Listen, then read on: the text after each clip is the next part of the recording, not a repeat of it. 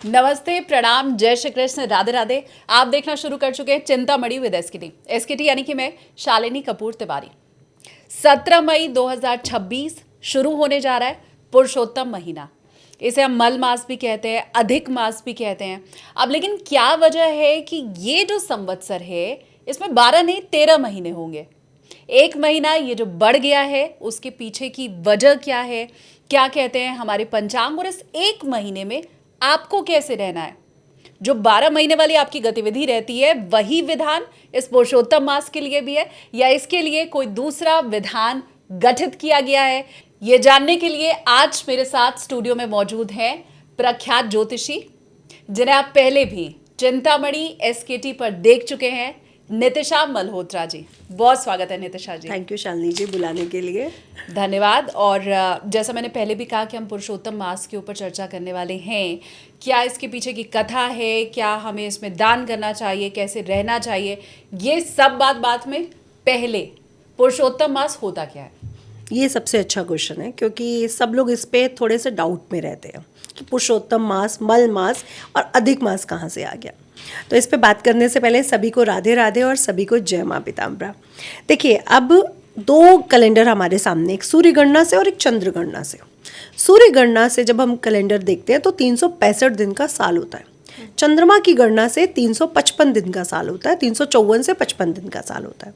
तो यहाँ पे 11 डेज हर साल हमें एक्स्ट्रा मिलते हैं। अब वो 11 डेज 3 सालों में हम लोग एक बार शिफ्ट करते हैं, जिसे हम अधिक मास के नाम से जानते हैं। 1 मंथ 11 लगभग 10 से 11 दिन का वो टाइम होता है। वो 31 या 30 दिन का जो समय हमें मिलता है वो अधिक मास कहलाता है। तो सूर्य गणना और चंद्र गणना पर ही पूरा आधार है।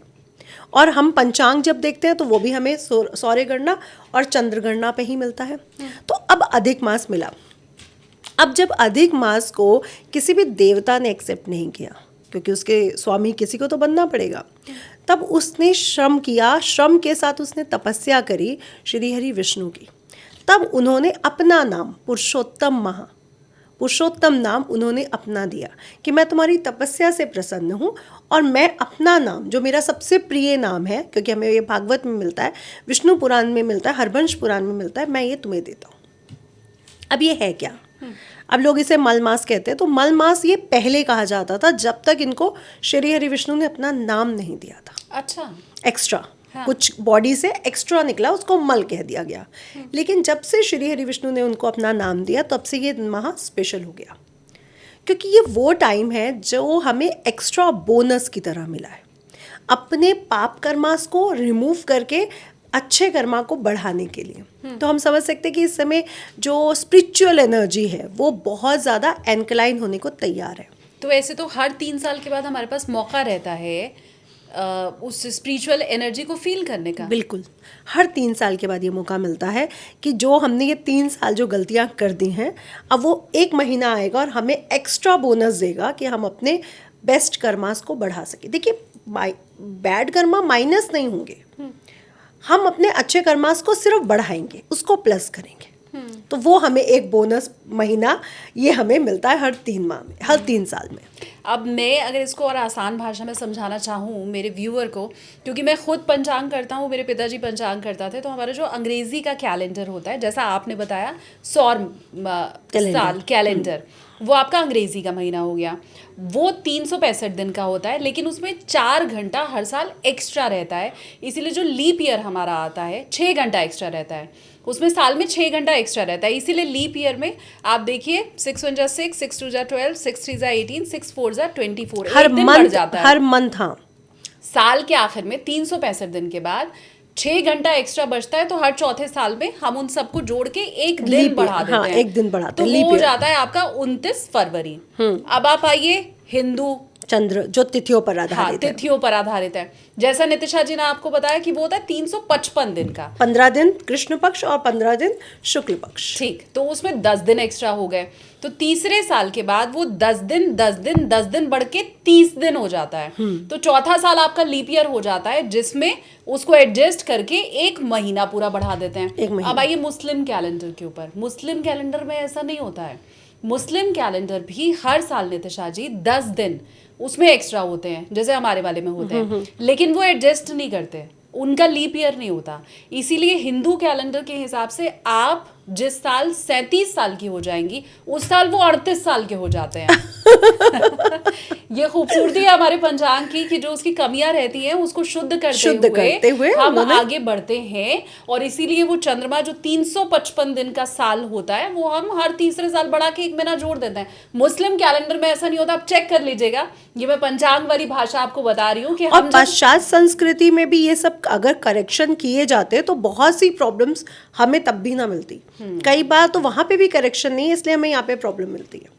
ये सिर्फ पंचांग की सुंदरता है, जो वो एडजस्टमेंट घंटों के हिसाब से भी कर रहे होते हैं। अब मैं ये जानना चाहती हूँ और मेरा व्यूवर भी ये जानना चाहता होगा कि हम जब इंग्लिश कैलेंडर की बात करते हैं तो हमें ये मालूम है कि लीप ईयर होगा और वो जो 1 दिन बढ़ेगा वो 29 फरवरी बढ़ेगा। लेकिन हम जब हिंदी कैलेंडर की बात करते हैं तो कभी हम देखते हैं जैसे इस बार ज्येष्ठ महीना बढ़ रहा है, कभी हम देखते हैं आषाढ़ बढ़ गया, कभी हम देखते हैं श्रावण बढ़ गया। इनफैक्ट श्रावण का महीना जिस साल बढ़ा था, मैं छोटी थी, उस साल 4 की जगह 8 श्रावण के सोमवार पड़े, तो 8 श्रावण सोमवार का व्रत मैंने कर लिया। तो मैंने कहा 8 हो ही गया है तो अब 16 कर लेते हैं। तो उस साल मेरा 16 सोमवार हो गया था। अब ये आप समझाइए मेरे व्यूवर्स को कि क्यों कभी आषाढ़ बढ़ता है, कभी ज्येष्ठ, कभी श्रावण, कभी पौष, कोई भी महीना बढ़ सकता है, क्यों? अब देखिए, तिथि के हिसाब से हमारे अलग अलग मंथ हैं। जैसे ज्येष्ठ मास चल रहा है, अब अधिक मास कब आता है? जब सूर्य महाराज वो 1 महीने में 30 डेज में कोई भी राशि परिवर्तन नहीं करता, तो वो जिस माह में नहीं करता है उस माह में उसको अधिक मास बढ़ा दिया जाता है। यानी अगर वो सावन में नहीं करेगा तो सावन में अधिक मास आ जाएगा, और ज्येष्ठ में नहीं करेगा तो ज्येष्ठ में अधिक मास आ जाएगा। अब अगर प्योर अधिक मास की बात करें तो ये लग रहा है 17 मई से 15 जून तक, यानी 15 को वृषभ राशि में जा रहे हैं और 17 से 15 तक कोई ट्रांजेक्ट नहीं कर रहे, जबकि हमने देखा है कि वो 14, 15 या 16 को ट्रांजेक्ट कर जाते हैं। और 15 को जब अधिक मास समाप्त हो रहा है, उसी दिन उनका अगला मिथुन ट्रांजेक्ट होने जा रहा है। तो इसलिए वो जो 1 महीने का ड्यूरेशन आया वो अधिक मास में शिफ्ट कर दिया गया। क्या बात है। इसलिए ज्येष्ठ मास अब हमें 2 महीने का मिलेगा लोगों के अकॉर्डिंग। हाँ। लेकिन ये सिर्फ सिंपल इतनी कंडीशन है कि सूर्य का राशि परिवर्तन जिस माह में नहीं होगा उसे अधिक मास कहा जाएगा, जो हर 3 साल के बाद पड़ेगा। तो अब हमें वजह तो पता चल गई कि ऐसा क्यों होता है। इसके पीछे की कोई कथा भी है क्या, कोई कुछ कहानी है क्या? अब कथाएं बहुत सारी इसके साथ हमें मिलती हैं, जो हमें विष्णु पुराण में, भागवतम में मिलती है या हरवंश पुराण में भी मिलती है, कि ये एक ऐसा माह है जब माह आपको एक बोनस दे रहा है। और लोग कहते हैं कि इस समय श्री विष्णु का जो तत्व है वो स्ट्रांग होता है, या फिर ऊर्जाएं बहुत स्ट्रांग होती हैं। मैं लोगों से कहूँगी कि नहीं, वो तो पृथ्वी पर वैसे ही काम कर रहे हैं जैसे 12 महीने कर रहे हैं। इस समय हमारी ऊर्जाएं उनके साथ जुड़ने के लिए ज़्यादा संभावित हो जाती है, अगर वैज्ञानिक कारण देखा जाए कि इस समय की जो एनर्जी है, देखिए इसी में नवतपा भी लगेगा, कई सारी कंडीशन इसी में आएंगी। सूर्य उच्च का और वृषभ से फिर मिथुन तक इसी ड्यूरेशन में जाएगा, और इसी ड्यूरेशन में मेष राशि के स्वामी भी कहीं ना कहीं आसपास ही होते हैं, या वो मीन में होते हैं, या मेष में होते हैं, या वृषभ में होते हैं। तो ये जो कंडीशन बनती है, ये सौरमंडल में सबसे ज़्यादा ऊर्जा और गर्म कंडीशन को कहा जाता है। इसलिए इस समय अगर हम अपनी ऊर्जाओं को केंद्रित करते हैं मानसिक रूप से, और भौतिकता को कम करते हुए स्पिरिचुअलिटी की तरफ बढ़ते हैं, तो ये महीना हमें पूरी तरह से शुभत्व प्रभाव देता है। जब ये इतना शुभ है महीना, जब इसका नाम स्वयं श्री प्रभु विष्णु ने के नाम पे है। श्री विष्णु के नाम पे पुरुषोत्तम रखा गया, तो फिर क्या वजह है कि इतने शुभ महीने में कह दिया जाता है कि कोई शुभ काम मत करो, शादी मत करो, मुंडन मत करो, जनेऊ मत करो? क्या वजह है? पहली बात तो मैं लोगों को ये कहना चाहूँगी, ये मलमास नहीं है। मल तब तक था जब तक उनकी तपस्या से श्री हरि विष्णु प्रसन्न नहीं हुए थे, तब तक उन्हें मल मास कहा गया। एक्स्ट्रा जो बॉडी से एक्स्ट्रा वो होती है चीज़ें, वो निकाल के मल की तरह हटा दी जाती हैं। लेकिन ये मल की तरह हटाया नहीं गया, इसको भगवान श्री हरि विष्णु ने अपना नाम दिया। अब दूसरा, जैसे कि आप कह रहे हो कि इस समय शुभ कार्य क्यों नहीं, देखिए जो समय हमारी पूजा या स्पिरिचुअल कनेक्टिविटी को ज़्यादा जोर देने वाला है, अगर हम उस समय शादियाँ, विवाह, मुंडन, गृह प्रवेश करेंगे तो हमारी ऊर्जाएं एकाग्र कैसे होंगी, यानी हम मेडिटेशन के फॉर्म में कैसे जाएंगे। और दूसरा, यहाँ पे पितरों को भी बहुत सम्मान दिया गया, पितरों को भी बहुत जगह जोड़ा गया, क्योंकि बहुत जगह हमने निर्णयक सिंधु में भी हमने पितरों को जोड़ते हुए यहाँ पे पितरों से रिलेटेड कुछ ना कुछ चीज़ें मिली, हरवंश पुराण में मिली और भागवतम में भी मिली। यानी ये जो समय है, श्री हरि विष्णु हमारे विश्व के पालनहारा भी हैं और पहले पितृ भी हैं। अगर हम दशावतार देखते हैं तो वही आए जिसमें चिरंजीवी भी हुए और आए भी और गए भी। प्रभु राम जी, श्री कृष्ण जी, परशुराम जी, सब उन्हीं के अवतारों से जुड़ा हुआ है, या मत्स्य अवतार या कोई भी अवतार हो। यानी जो हमारे पितृ हैं वो कहीं ना कहीं सबसे प्रथम पितृ श्री हरि विष्णु है। मत्स्य अवतार से ही सृष्टि की रचना हुई। तो अपने पितरों को प्रसन्न करने के लिए, श्री हरि विष्णु को प्रसन्न करने के लिए इस माँ को सर्वश्रेष्ठ बताया गया। अब मैं कहूँगी आपकी कुंडली में कालसर्प है, मोस्टली लोग कालसर्प नहीं मानते हैं, लेकिन मैं कहूँगी राहु केतु की कोई भी ऐसी कंडीशन जहाँ पे ग्रहों की फ्रिक्वेंसी चेंज हो रही है या वो फ्रिक्वेंसी पे काम नहीं कर पा रहे, क्योंकि राहु केतु कहीं ना कहीं उनको डिस्टर्ब कर रहे हैं, बीच में आ गए सारे प्लैनेट, तो आपको वही फल मिलते हैं जो राहु केतु देना चाहते हैं। अगर प्रैक्टिकली हम समझे कि अगर ये राहु केतु यहाँ पे हैं और ये सारे प्लैनेट एक तरफ बैठ गए तो अब आपके साथ क्या क्या हो रहा है, तो हम प्रैक्टिकली ही तो ज्योतिष के साथ जुड़ते हैं ना, कि हमारे पास बुक्स भी हैं और हम लोग प्रैक्टिकली जो देख रहे हैं वो भी, क्योंकि ज्योतिष शास्त्र का आप भी जानते हो पहला नियम कि देश काल परिस्थिति पे चेंज अपडेट की जा सकती है। अब हमें क्या मिला कि चाहे पितृदोष है या हमारी कुंडलियों से बनने वाले बड़े बड़े दोष हैं, उनकी प्रॉब्लम को अगर हमें सॉल्व करना है, यानी हमें एक तरह से पश्चाताप करना है, तो हम इस महीने में उनके पश्चाताप कर सकते हैं। अगेन आपके बैड कर्मास खत्म नहीं होंगे, लेकिन पुण्य कर्म बढ़ जाएंगे। अच्छा, पुण्य कर्म बढ़ जाएंगे, मतलब अगर इस महीने में मैं दान करती हूँ, इस महीने में मैं नाम जप करती हूँ, इस महीने में मैं रामायण पाठ करती हूँ, तो उससे मिलने वाला जो पुण्य रहेगा वो 2x 3x 4x हो जाएगा। राइट, चाहे आप पवित्र नदियों में स्नान करती हैं, चाहे आप रामायण, भागवत, स्पेशली भागवत को, पुराण को स्पेशल कहा गया इस महीने में पढ़ने के लिए, क्योंकि ये लिखा गया कि हजारों यज्ञों का जो फल होता है वो भागवत पढ़ने से मिल जाता है।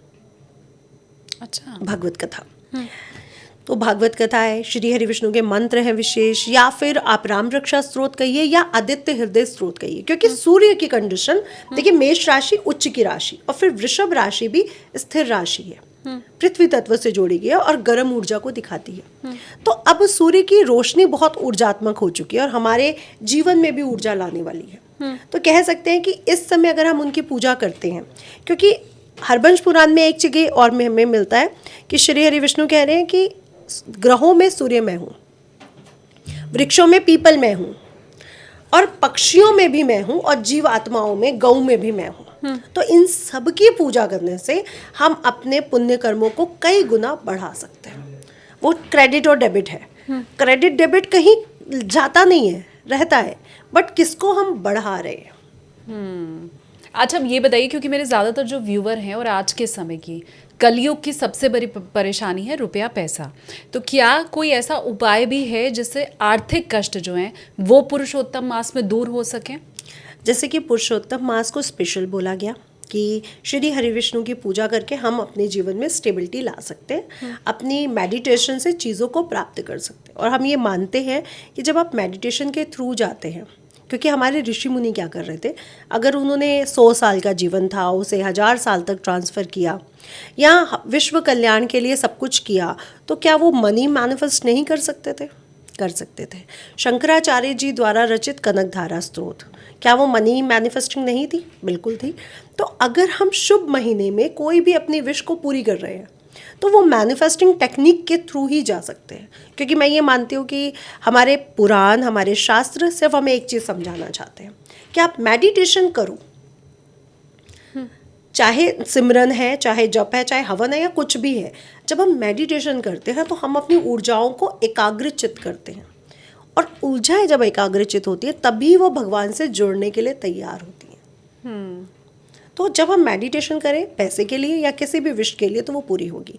तो सीधा सीधा हमें समझना चाहिए कि इस समय हम शादी में डांस करके, फंक्शन करके कई घंटे बर्बाद करने से अच्छा जप कर ले, मेडिटेशन कर ले, नाम जाप कर ले, जिससे हम अपनी इच्छाओं को पूर्ण कर सके। यही तो बोनस पॉइंट है, यही तो बोनस माह है कि इस समय आप गृह मुंडन प्रवेश सब बंद कर दो और आप कहाँ पे ध्यान दो, मेडिटेशन में, नाम जाप में, भागवत सुनने में।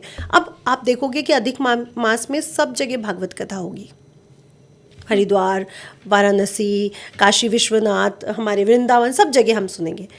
लेकिन शालिनी जी, हम ये मानते हैं कि जो हम भागवत सुनने जाते हैं तो क्या हम भागवत का श्रवण करते हैं? नहीं, यही प्रॉब्लम है लोगों में कि सुनने तो जाते हैं, सुनना और श्रवण करने में फर्क होता है। सुनना तो हम बहुत कुछ सुन लेते हैं, लेकिन श्रवण करना यानी हम उस रूल्स पर, उन बातों पर पूरी तरह से, एक तरह से हम यही करेंगे, ऐसा ही होना चाहिए, ऐसा ही संसार है, रूल्स को मान लेना। लेकिन हम नहीं मानते। अब जैसे गीता में एक बात लिखी गई, कर्म कर, फल की चिंता ना कर। अब लोग कहते हैं ये बड़ी अजीब बात है कि कर्म करो और फल की चिंता मत करो। जब हम अच्छा पढ़ेंगे, MBA करेंगे, डॉक्टरेट करेंगे तो हम डॉक्टर ही बनेंगे ना, MBA करेंगे तो हम उस फील्ड में जाएंगे ना, हम कैसे फल की चिंता ना करें। मैं लोगों से कहती हूँ, कर्म की पत्नी हमें मिली, हरवंश पुराण में ये उल्लेख मिलता है कि उनकी पत्नी का नाम है तपस्या। और जब तक हम तपस्या नहीं कर रहे, हमें कर्म का फल तो मिल ही नहीं रहा, इसलिए लोगों को कभी कर्म का फल नहीं मिलता जब तक आप उसके लिए तपस्या नहीं करते हो। यानी जो भी आप पढ़ रहे हो या जो भी आप सीख रहे हो, उसके लिए आपको जलना तो पड़ेगा, सिर्फ सीखने से कुछ नहीं हो जाएगा। तभी जब श्री हरि विष्णु का एक मंदिर खुलता है, जिसे हम बद्रीनाथ कहते हैं, जो जाए बद्री वो ना जाए उदरी, वहाँ पे श्री हरि विष्णु खुद शिव से कह रहे हैं, शिव पुराण में ये उल्लेख है कि शिव जी कहते हैं कि आपको ज़रूरत क्या है तपस्या करने की, मैं तो कर रहा हूँ। तो वो कहते हैं कि मैं अपने बच्चों के लिए, क्योंकि मैं इनका पालनहारा हूँ, पितृ मैं हूँ, तो मैं अपने बच्चों के कर्म की प्राप्ति के लिए यहाँ पे तपस्या करूँगा, तब उन्हें कर्मों का फल मिलेगा।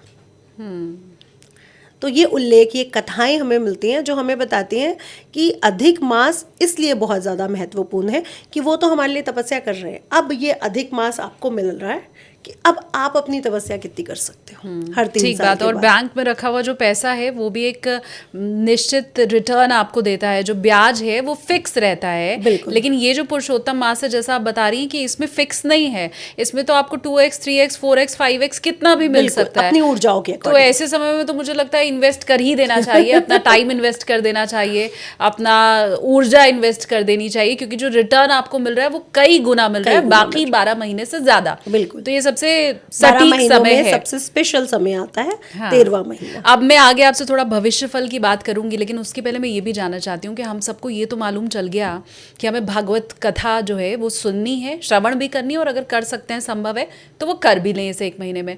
बाकी क्या क्या करना है वो भी आप फटाफट से बता दें, क्योंकि बहुत से लोग सुबह 10 बजे तक सोते रहेंगे, मैं जानती हूँ। बहुत से लोग इस समय में भी निंदा रस का पान कर रहे होंगे, मैं ये जानती हूँ। बहुत से लोगों को ये मालूम नहीं होगा कि क्या दान हमें करना चाहिए, तो अगर उसके ऊपर भी आप रोशनी थोड़ी डाल दें। देखिए शालिनी जी, पहली बात तो मैं बोलना चाहूँगी, चाहे कोई भी महीना हो, सुबह तो सबको जल्दी उठना चाहिए। सिर्फ अधिक मास की बात नहीं है। हाँ। क्योंकि सूर्य हमारी आत्मा है, हमारी हड्डियां हैं, हमारी आंखें हैं और हमारी आत्मविश्वास है। जब हमारी आत्मा कमज़ोर है, हमारी हड्डियां कमज़ोर है, हमारी रीढ़ की हड्डी कमज़ोर है, हमारा आत्मविश्वास कमज़ोर है, तो हम कुछ भी नहीं कर सकते। तो ऑडियंस को ये समझना पड़ेगा, और स्पेशली बच्चों को, क्योंकि बच्चों का एक पॉइंट हमें मिलता है, हम रात को पढ़ते हैं इसलिए हम सुबह देर से उठते हैं। तो मैं ये कहूँगी, हमें तो वही चीज़ें याद है जो हमने सुबह पढ़ी थी, रात की चीज़ें तो आज तक हमें याद नहीं हुई। अच्छा, है ना। तो सुबह जो ऊर्जा होती है उस समय ऑक्सीजन लेवल बहुत स्ट्रांग होता है, सुबह की ऊर्जा बहुत पॉजिटिव होती है ना। नेचर पूरी तरह से एनक्लाइन होने के लिए तैयार होता है। तो बच्चों को भी और बड़ों को भी सुबह जल्दी उठना चाहिए, चाहे फिर सो जाओ, मैं भी दोबारा सो जाती हूँ, लेकिन सुबह का जो टाइम है वो आपको अच्छी ऑक्सीजन के कारण माइंड फ्रेश रहता है और चीज़ों को जल्दी लेता है, सीखता जल्दी है, तो वो उठना चाहिए। दूसरा, इस समय जल्दी उठो, सूर्य देवता की उपासना करो, क्योंकि सूर्य देवता ही आपको बल देंगे जॉब के लिए और व्यवसाय के लिए, आप जो भी करना चाहते हो पैसे से रिलेटेड, यानी आपके कर्मों को जल्दी एक्टिवेट करेंगे।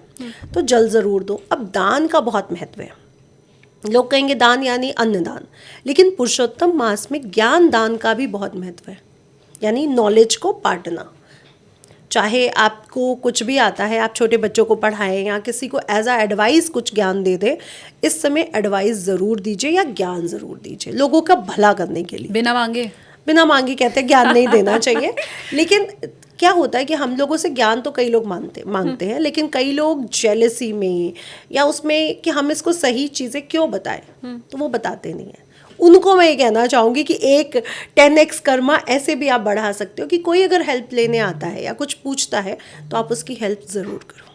ठीक है, हाँ। और मुझे ये लगता है कि जब हम किसी की हेल्प करते हैं तो ब्रह्मांड हमारी हेल्प करता है, ये मैं मानती हूँ, क्योंकि मैंने अपनी प्रैक्टिकल लाइफ में ये देखा है, चाहे मेरे को किसी ने हेल्प की हो या मैंने किसी की हेल्प की हो। दूसरा, गौ सेवा और पीपल के वृक्ष की सेवा पुरुषोत्तम मास में सबसे ज़्यादा स्पेशल कही गई है। कहते हैं कि जब आप भागवतम कथा का श्रवण करते हो तो आपको गौ लोक की प्राप्ति होती है। यज्ञों, कई हजार यज्ञों का फल प्राप्त होता है, इसलिए इस माह में गौ सेवा ज़रूर करें, क्योंकि कान्हा जी को भी हमने गौओं के साथ देखा है। तो अगर आप श्री हरि विष्णु को समझ पा रहे हैं तो गौ सेवा बहुत ज़रूरी है। अब लोग कहेंगे गौ सेवा क्यों? मनुष्य जन्म के पहले की जो सीढ़ी है, जो हमें मनुष्य जन्म तक लेके जाती है, जो सबसे पहला जन्म होता है, उसकी शुद्धिकरण के लिए गौ जन्म बहुत ज़रूरी है। फिर हमें मनुष्य जन्म मिलता है, उससे पहले हमें मनुष्य जन्म नहीं मिल सकता। इसलिए जो गौ का जन्म है वो पूरी तरह से शुद्धिकरण का जन्म है। जैसे एक छोटा बच्चा पैदा होता है जिसके साथ कोई कर्म नहीं जुड़ा, कोई बैड वो नहीं जुड़ी है, अब वो पैदा होगा धरती पे और अच्छे और बुरे कर्म दोनों ही सीखेगा, समाज को देखेगा और अपनी क्षमता के अनुसार, अपनी बौद्धिक क्षमता के अनुसार डिसीजन लेगा। तो इस समय का मेडिटेशन, दान, जप हमारे निर्णयों को सही करने की क्षमता रखता है। जब हम सही सोचते हैं, सही निर्णय लेते हैं, तो हमारी किस्मत के रास्ते खुलते हैं और उसी से हमारे पास पैसा आता है। तो बेसिकली लोगों को समझना पड़ेगा कि परिवर्तन का समय है ये, हम कितना पॉजिटिव परिवर्तन अपने अंदर ला सकते हैं। दूसरा, मैं लोगों से कहना चाहूँगी दान करने का मतलब ये नहीं कि मैं लाखों का दान करके अहंकार में चली जाऊँ। आप अपने दिल से जो दान कर सकते हो, आप 100 रुपये का दिल से दान करो, 10 रुपये का दिल से दान करो, जिसमें कोई अहंकार ना हो, जिसमें कोई नाम ना हो। क्योंकि लोगों को ये नहीं समझ में आता कि दान दिया तो कल हमें दान लेना भी तो पड़ेगा। कर्म की सीढ़ी तो यही कहती है ना कि जो आप करोगे वही आपको मिलेगा। तो मैंने आज दान दिया तो कल मुझे दान लेना पड़ेगा। अब हमें भागवतम में या और निर्णय सिंधु एक बुक है और बहुत सी जगह पे हमें क्या मिला कि दान हम अपने नाम पे नहीं करते हैं। हमें श्री हरि विष्णु कह रहे हैं कि मेरे नाम से तुम दूसरों की हेल्प करो। यानी दान हम किसके नाम से कर रहे हैं? श्री हरि विष्णु के नाम से कर रहे हैं। मैंने गौ दान करी, ये मेरी औकात नहीं थी, मैंने इनके नाम से आपको ये चीज़ दी क्योंकि इन्होंने मुझे आदेश दिया कि आपको ये चीज़ की ज़रूरत है। तो अब मुझे ना मैंने दान दिया है तो ना अगले जन्म में मुझे दान लेना पड़ेगा। अच्छा, तो मुझे उस लाइन में कभी नहीं खड़ा होना पड़ेगा, क्योंकि आज आप दे के आए हो तो कल आप उस लाइन में भी तो आओगे ना। तो वो अहम नहीं आना चाहिए मन में, वरना आप उस चक्र में फिर बंद ही रहेंगे, जाओगे। तो पुरुषोत्तम मास हमें ये भी सिखाता है कि आपको अहम के तहत या अपने नाम के तहत दान नहीं करना है कि मैंने दान किया, मुझे आदेश मिला कि इस माह मेरे नाम से ये चीज़ दे दो जो आपकी क्षमता है, और वो आप दे दो। ठीक बात। अब मुझे लगता है ज्ञान चक्षु इतना तो मेरे व्यूअर का फिलहाल अभी तक खुल ही गया है कि आपको क्या, किस चीज का पाठ करना है, क्या दान करना है, कैसे रहना है, सुबह से लेकर शाम तक का तो जो आपका क्रियाकलाप होना चाहिए। क्या है, गीता, भागवत, आपका आदित्य हृदय स्त्रोत, राम रक्षा स्त्रोत, ये सब आप पढ़ सकते हो, क्योंकि राम रक्षा स्त्रोत पढ़ने से हमारे कुंडली के जो 9 प्लैनेट है वो भी बैलेंस होते हैं। अच्छा, पितृदोष समाप्त हो जाता है। तो ये तो ज़रूर सबको पढ़ना चाहिए। इस माह क्या पूरा साल पढ़ना चाहिए राम रक्षा स्त्रोत। और जैसे कि हम नाम सुन रहे हैं राम रक्षा स्त्रोत, तो ये हमें एक तरह से प्रोटेक्शन भी देते हैं, चाहे वो फिजिकल हो चाहे वो मेंटली हो, क्योंकि मेंटल प्रोटेक्शन ऐसे काम करता है जैसे मैं डिसीजन लेने जा रहा हूँ, ये गलत तो ये सही तो नहीं है, तो जब आप राम रक्षा स्तोत्र पढ़ते हैं तो आपके सामने क्लैरिटी आती है कि ये सही है, चाहे वो गट फीलिंग आए, चाहे वो सिक्स सेंस आए, या कोई ना कोई चीज़ आपको दिख जाए, या आपसे डिसीजन खुद ब खुद सही होने लगे। तो राम रक्षा स्तोत्र मुझे लगता है बहुत पावरफुल है 12 के 12 महीनों पढ़ने के लिए, जब आपको मेंटल और फिजिकल प्रोटेक्शन मिल जाता है। कहते हैं ना कि प्रोटेक्शन अगर हमारे पास है तो हम कुछ भी कर सकते हैं। आप मेरे पीछे खड़े हो ना, मैं जंग लड़ लूँगी, और जब मुझे लगेगा मैं अकेले हूँ तो मेरे लिए वो फियर रहेगा, ठीक बात। तो वो फियर आपका हटाता है राम रक्षा स्तोत्र। और भागवत कथा इस माह सुनने जाएं तो प्लीज़ श्रवण करें, सिर्फ सुने नहीं, क्योंकि वो जो आपको सिखाना चाह रहा है जीवन के पहलुओं को समझने के लिए, वो भागवत में लिखा हुआ है। वो अलौकिक क्रियाएं जो भगवान श्री कृष्ण से जुड़ी हैं, जिसे हम सीखते हैं कि क्या वो हमें समझाना चाहते थे छोटी छोटी खेल खेल में, वो हम समझते हैं। अब क्योंकि थोड़ी देर पहले आपने कहा था कि ज्येष्ठ माह जब अधिक होता है तो वो विशेष रहता है, वो संवत विशेष रहता है, तो अब क्योंकि ज्येष्ठ माह ही अधिक है इस बार, तो अब आप बताएं कि फिर उसका फल क्या होगा। अब जैसे संवत्सर की बात हम कर रहे हैं तो रौद्र संवत्सर शुरू हो चुका है। अब कई लोग कहते हैं कि रौद्र मतलब बुरा, रुद्र करने वाला, रुदन करने वाला। मैं यहाँ पे क्लियर करूंगी, रौद्र मतलब रुदन नहीं है। रौद्र मतलब किसी भी चीज़ की खत्म हो रहा है, कुछ बुरी एनर्जीज और कुछ अच्छी एनर्जीज शुरू हो रही हैं। भगवान श्री शिव जी ने जब भी रौद्र अवतार लिया, रुद्र अवतार नहीं रौद्र अवतार, तो वहाँ पे चेंजेस देखे हमने। तो ये साल बेसिकली ये साल चेंजेस ला रहा है, और ये महीना और भी ज़्यादा बड़ा चेंजेस ला रहा है। पश्चिम बंगाल वाला चेंज तो देख ही लिया है पूरे भारत में। हाँ, पूरे भारत ने देखा। बिहार वाला देख लिया चेंज पूरे भारत में। अभी एजुकेशन में हम चेंज देखेंगे, अभी हम लोगों की मानसिकता में चेंज देखेंगे, अभी तो बहुत कुछ चेंज हमें देखना है। अभी तो हमारे लाइफस्टाइल में चेंज देखेंगे। 10 महीने आखिर बचे हुए हैं। अभी तो अप्रैल तक है, क्योंकि अधिक मास हुआ है तो ये तो अप्रैल तक खींचेगा। 19 मार्च से शुरू हुआ है और अप्रैल तक जाएगा, तो अभी बहुत बदलाव बाकी है। बहुत बदलाव बाकी है। इसके अलावा और क्या रहेगा? और अभी जून में जैसे कि हम पंचांग लेके बैठे, और स्पेशली ये पंचांग बोल रहा है कि जून के आसपास भूकंप आने की संभावनाएं बनती हुई नजर आ रही है। पंचांग बोल रहा है, तो इट मीन्स चांसेस बहुत ज़्यादा है नॉर्थ ईस्ट में भूकंप आने का। ठीक है। सेकंड, राजनीतिक क्षेत्र में उथल पुथल। अभी हम बंगाल में जीत तो देख रहे हैं, लेकिन उथल पुथल भी देखने वाले हैं। अच्छा, किस लिहाज से उथल पुथल? कुछ आतंकवादी हमले, सरकारें हिल जाना, जैसे कह देना कि सरकार डिस्टर्ब हो रही है कंडीशन से, वो कंडीशन अभी हम आते हुए देखेंगे।